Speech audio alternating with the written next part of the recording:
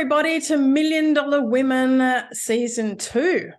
Now, I have an incredible interview lined up for you today. This is the beautiful Nicky Thomas, and she's going to be talking all about the different businesses that she has. She's incredibly humble, and she doesn't do interviews very often, so I'm extremely grateful to have her in here with us today. And let's get into the interview. Welcome, Nicky.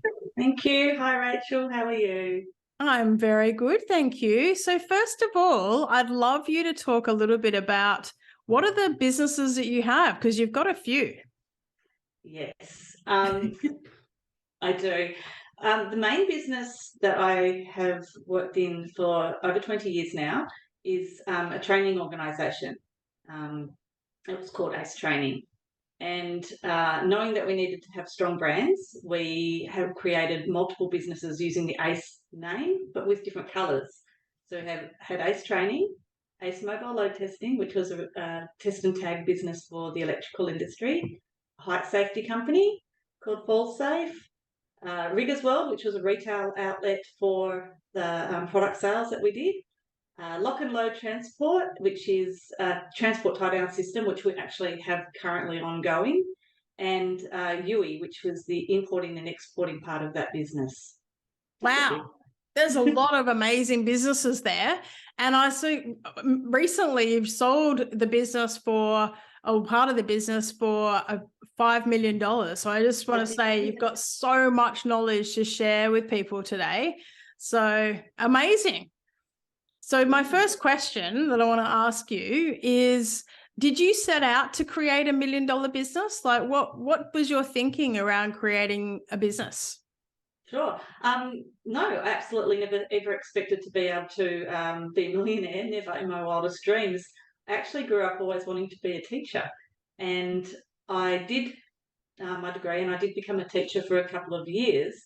And it was in those very early days that I realised I don't like being told what to do by anybody.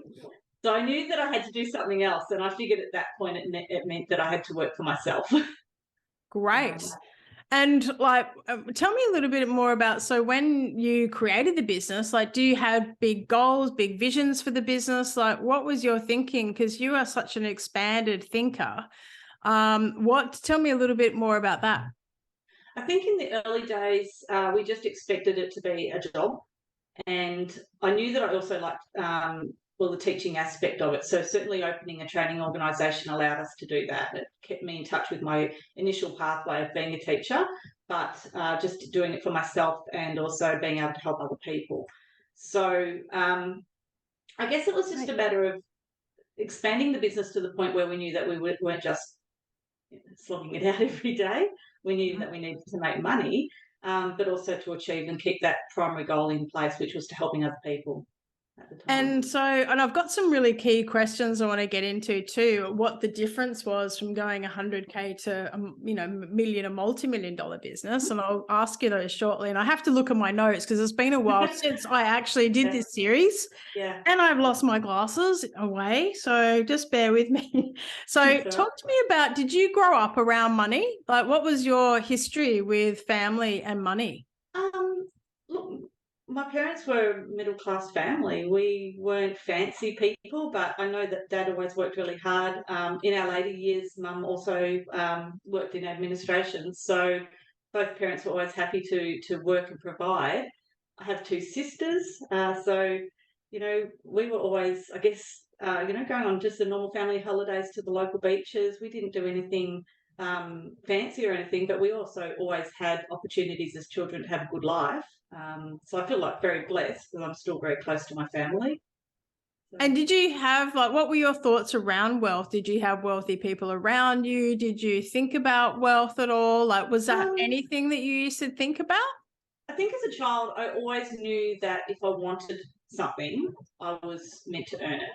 And we were always encouraged to work with babysitting and things like that. So I definitely started off babysitting as a young teenager, maybe 13, 14-year-old, $2 an hour. That was the going rate at the time. I think it's about 20-something now. And then I also worked with children again. I did holiday programs as a leader. So I knew what if I wanted something, I needed to earn it for myself. And I do remember at the time, in those early days, I was just starting my music and writing songs. So my absolute goal was to buy myself a keyboard and an amplifier, and I did. I And remember look at working behind for you. Yes, Look right now. this is the latest version, which is absolutely beautiful. Funnily enough, I've only just bought this one, but my keyboard that I did buy, I had it for over 10 years, and I used it all the time. So I really valued the fact that I had bought that myself. Yeah. I love that. That's so good. And what it's also I find interesting, and especially for this series, is just showing people that you can create whatever you want. You don't have to come from a family of wealth or be born into wealth to create your own reality and your own business and your own vision. And that's what I really love about in these interviews, is really showing people different pathways and thinking and different backgrounds to create whatever you want. Absolutely. I love that. So what were some of your beliefs around money when you were growing up? Well, obviously that if I wanted something, I needed to work for it. And if I wanted something else, I needed to work for it. Because I never liked asking for money as a child. I never asked my mum and dad for anything. Not that they wouldn't have given it to me. It's just I always had that desire to be independent. So I think that was really important. So I think, did you ever ask them? Like, did you ever ask them for money, or did you always find a way? I always babysat or worked as a child. Yeah, I think I remember we got some pocket money, and I probably would have kept that. It was probably for using shampoo and conditioner and things like that. I would probably use my sister's so that I could save my own. So I probably did that. And so your entrepreneurial spirit started with babysitting and looking after kids when you were younger. Is that right? Yeah, active. Yes. Any other jobs like selling lemonade or anything like that you can remember? Not that I recall, no. It really always focused around children because I always really liked, and I wanted to be a mum myself. So I always kept myself around young kids and had fun doing that. So mostly all of my money came from working in holiday programs and babysitting. And what I love now, and we'll get more into that, but your philanthropic side of being able to give back and all of the amazing stuff that you do in Africa now for mums and babies. And just, I want to talk about that too, because it's just money allows you to make more of a difference in the world. And I love how you're just so giving, and you do so much good in the world with what you do. Thank you for recognizing that. Yeah, that's a really big, important factor for me. Yeah. Oh, it's huge. I love that. So talk to me about some of the key beliefs. And I've got this jet flying over at the moment. I don't know if you can hear that. My God, where is that going? Always the way when you're filming a video, even if it's a jet, an F-18 jet flying over you, why is it always when you're filming? What are the beliefs and challenges, like when you first had your business and you were starting to grow it?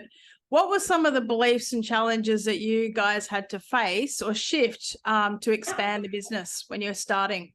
Certainly several things come to mind when you say that.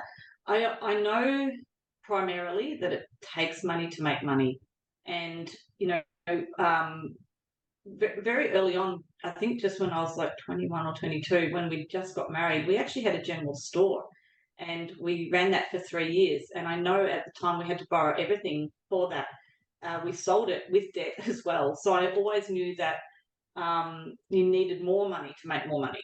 So when we were thinking about starting our businesses, we still didn't have money at that time. I remember just thinking, let's just jump in. Let's just do it.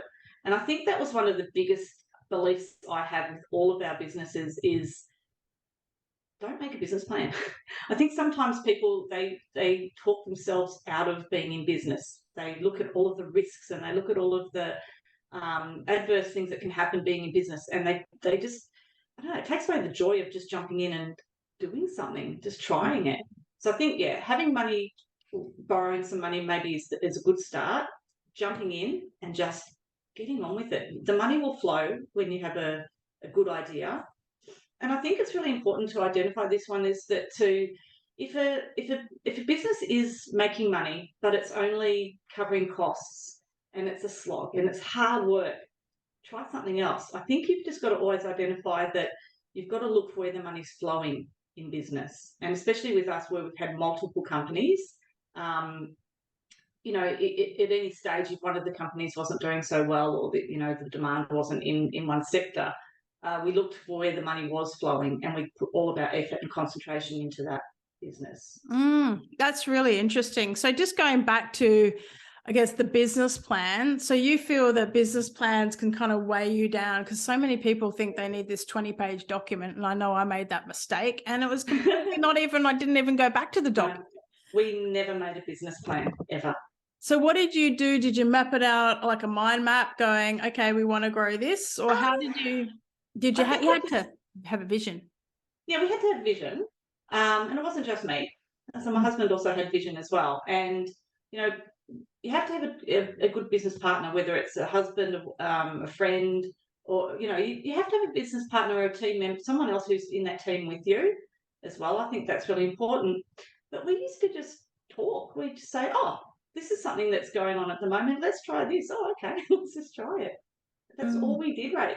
We just kept doing that over and over again, years after years. And I think also we always used to leverage one business idea off of another. For instance, the training company was the first company, and we were training people in high-risk equipment. So we figured we needed the harnesses and things like that.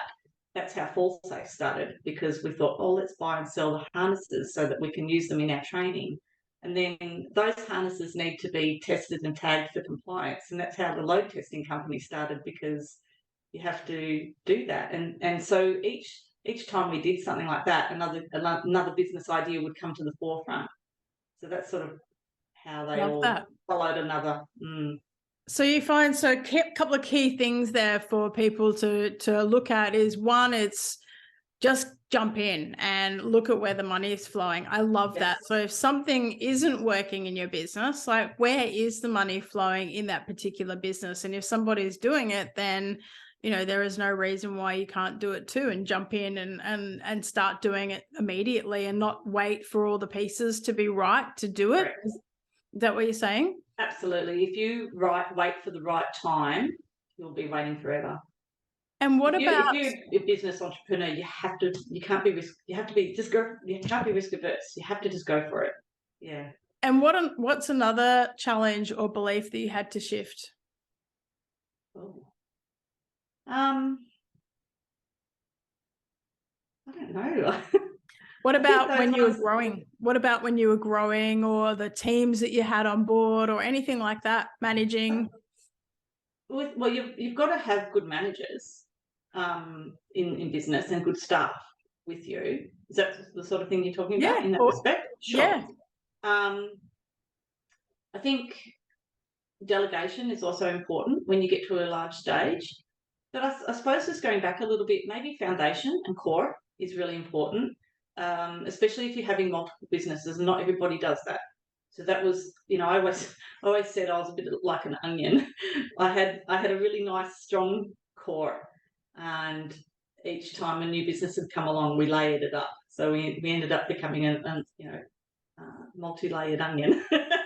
And when you say foundations, do you mean the core staff in there, or the systems that you had, or what was the foundation? Yeah, absolutely. Big, strong foundation. So I guess when you're asking about beliefs, I've always had the belief that you should handle your own money.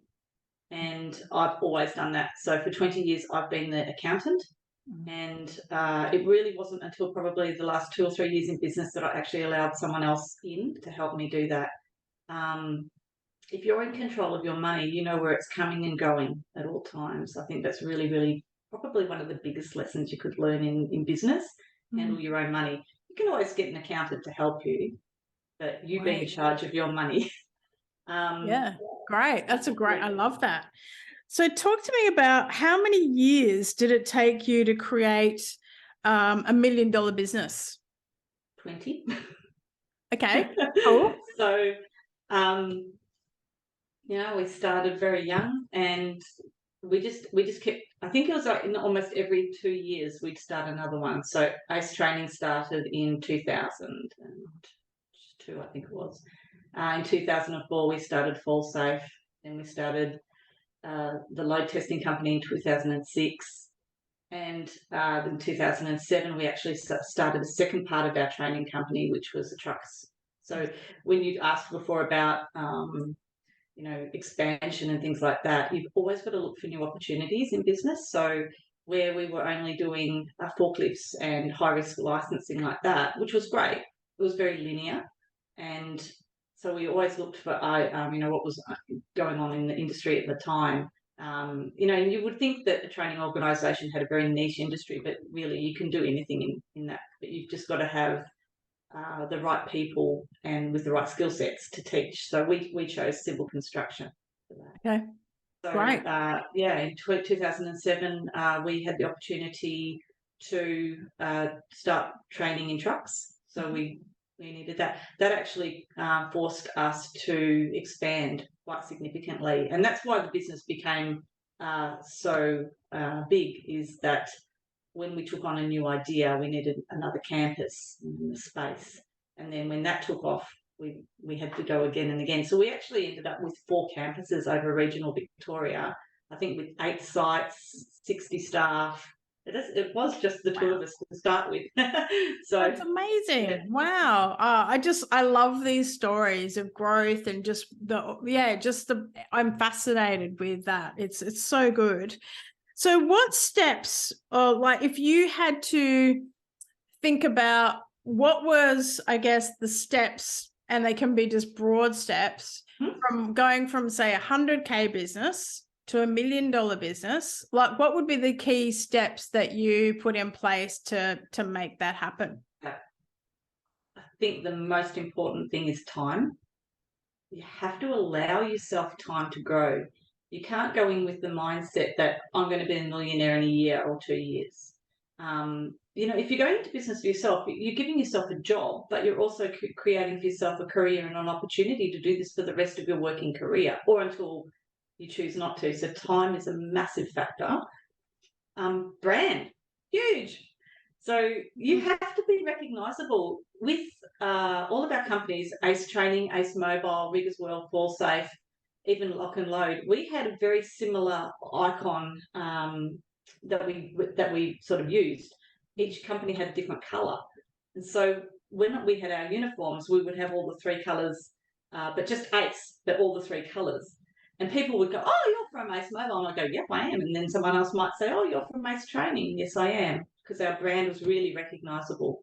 So branding's huge. And with Lock and Load too, I love the green. You've got that everywhere. It's such a distinctive packaging, and it just makes everything else so much easier when you've got a brand that stands out visually, on video, on banners, on shops, all that type of thing too. So we had the best banners going around because we were doing the truck training at the time. So we had the logos on everything, and they were driving all around all of the towns. We had Bendigo, Ballarat, Traralgon and Gippsland. So we had strong advertising everywhere driving around for us. Yeah. What better way to have trucks driving your brand? And what else? So that the pathway you find. So you've got your branding. What else? Definitely. What's the next thing? Heaps of things. Know your product, know your market, location. If you're not online, is really, really important. If you choose the wrong location, we started in Country Seymour with one of our campuses. We didn't have enough people there, so we realised the money wasn't flowing at all. We were spending more than we were earning, and we looked for a better location, and that's when we came to Bendigo, which was phenomenal. We tripled our income in 6 months. We had a 2-year plan, I think, for that, and we tripled our income in 6 months. And I think that campus is actually probably still one of the best ones. Yeah. And do you find that making a quick decision, so if the money wasn't flowing, you went, right, we've got to change something quickly, and then you 100%. pivot? 100%. Yeah, we never, ever wasted time. You haven't got time to waste. Yeah, great. Another thing, I suppose, I think I mentioned before, is with your managers and things like that. Listening to your people is really important. Let them know that they count, and we always, not everyone likes this idea, but we always had our managers on a commission. And when you've got someone who's got a stake in every sale, like the competition, the friendly competition is phenomenal. One side of the campus in regional Victoria wants to beat the other side of the campus. You know, it's all friendly. But the managers are out there, they're working your business for you. They're out there getting more and more sales because they're getting a commission on that. And I think it's really important to give that back. You said I give back all the time. I also gave back to my staff in that respect as well. Well, that's the law of reciprocity right there, is giving, and it's when you're giving, you do, it comes back in so many ways that you can never imagine, I imagine. So what other parts of that pathway do you think are important? So I also think, like, obviously quality staff is really important. And like, I always had the belief that I was friends with all of my staff, and it wasn't until actually that I sold my business that I realised I wasn't their friend, I was their employer, but we were always friendly. You know, I developed strong connections. So maybe that's an important lesson for women too, that don't try to think that you're going to be friends with everybody, because you can't lead if you're friends. You have to be a leader as well. But having said that, I had really strong relationships, friendships with the staff that I had, mainly women in administration. All of our trainers were males. Reward your staff. Even the fact that we used to just sit and talk sometimes, just get up from your desk and have a chat to them, ask them how they're doing, and encourage talking in the office. Most of the time, people sit at their desk and eat their lunch. So I always thought I probably owe my staff a couple of hours a week of talk time, and it never became a big thing, and they always knew when to get back to work. So I really think that was really important. It brings cohesion within the office. Wow, I love that. And what kind of leader would you call yourself? Like, what kind of leader are you? Oh, I'm very fair. Very fair and approachable. I always worked with everybody. I wore the uniform exactly the same as they did. I was at work before them and I left after they went home.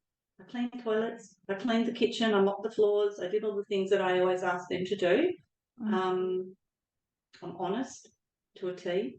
I think anyone thinking about being in business, honesty and integrity is very high up on the list. Very important. I love that. And any other last points in the pathway going from $100K to $1 million that you feel are absolutely necessary? Yes, definitely create opportunities and branch out wherever you can. I think that's important. Add more to your business scope wherever you can. So you might have an idea that the business is going to be this, but something else might come up. And especially with new technology and just new things floating around the world, pay attention to what's going on. Look at demand. Look at where you could maybe change your business into. That's what led us into doing the trucks, for instance, and different campuses. Just look where your opportunities are. Don't be linear in business. That's so good marketing. Advice. Marketing's really important. And I would always say, like, to anybody who's listening to this show, go and do a program with Rachel and Michael. They're fantastic. Because, like, if you do a masterclass with you guys, you learn how to promote your business. You learn, like, it'll save you money with techniques, but it actually puts you in touch with your own product. And I think that's something that you guys taught me, especially with Lock and Load, because that's where we connected. Definitely marketing and branding and knowing your product in that social element is really important.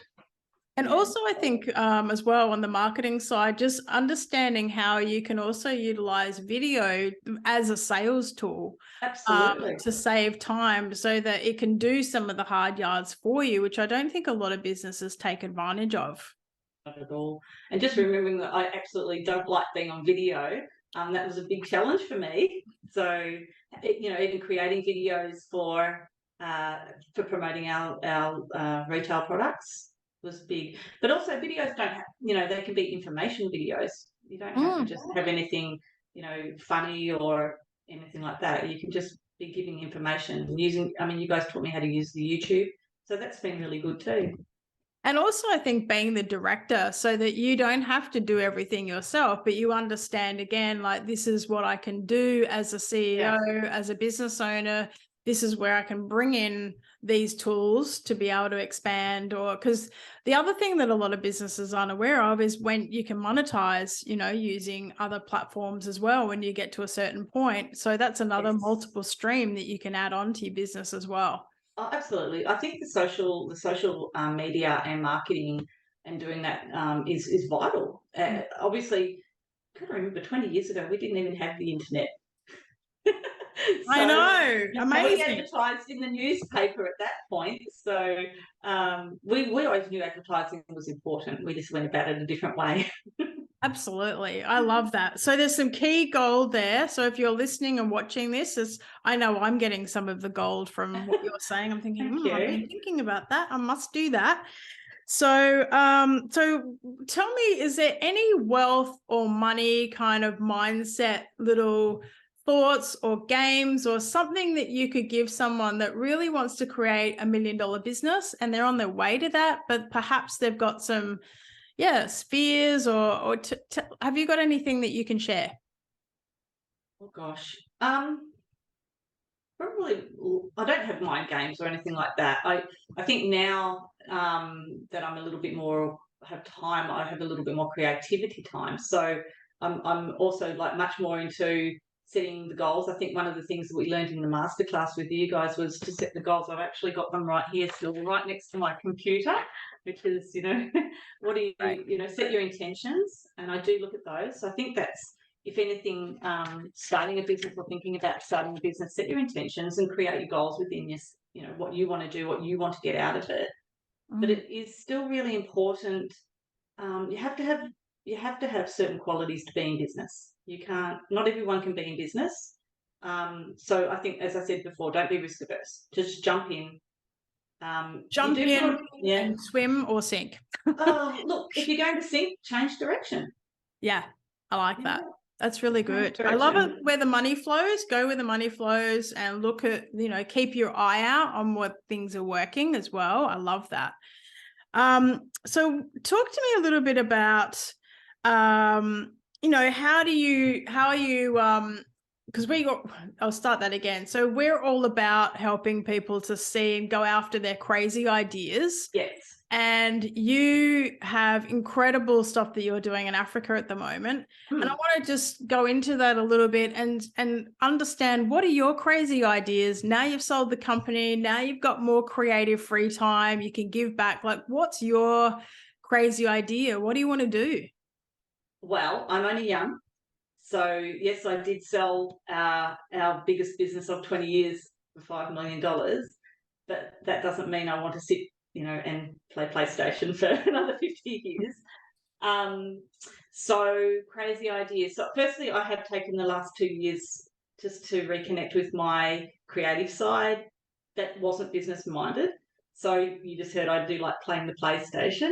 But I'm really doing a lot of photography and art and craft at the moment. Definitely my music. I have a band which I love jamming with and talk about Africa. I'm about to. So the crazy ideas. So we are actually in the process of setting up our new foundation, which is going to be called Endeavour for Better. And I'm doing that with my daughter, and she loves to travel with me as well. So primarily, yes, we go to Africa. We were really fortunate to go there in 2018, and one of the things I wanted to do was visit an orphanage and sponsor a child. So I do sponsor a child now. His name's Adamu. He was 8 years old when we first sponsored him, and now he's 12.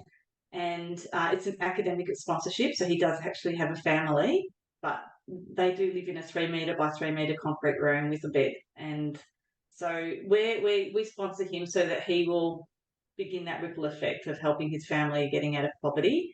And Abby also, even though she's only a uni student, she also sponsors a little girl called Farahini, which means happiness. So we definitely sponsor the children, and we will hope to get them right through to university. Abby's sponsored child is actually top of her class. She's really, really bright. So I think that will be an amazing journey to watch her grow. But what about the house? Because you bought a house for... I'm building a house. Yes. So with the orphanage, we go there usually every 6 months, but obviously with COVID, we were unable to go there for a couple of years. But the orphanage is called Nima Village, and it's in Tanzania. And through that, we have multiple programs that help predominantly women in distress, in poverty, in very, very bad poverty. And so we work with the women to put them into small business. So some of the money that I have earned, I give back, and I've bought beds and food and helped them set up small business.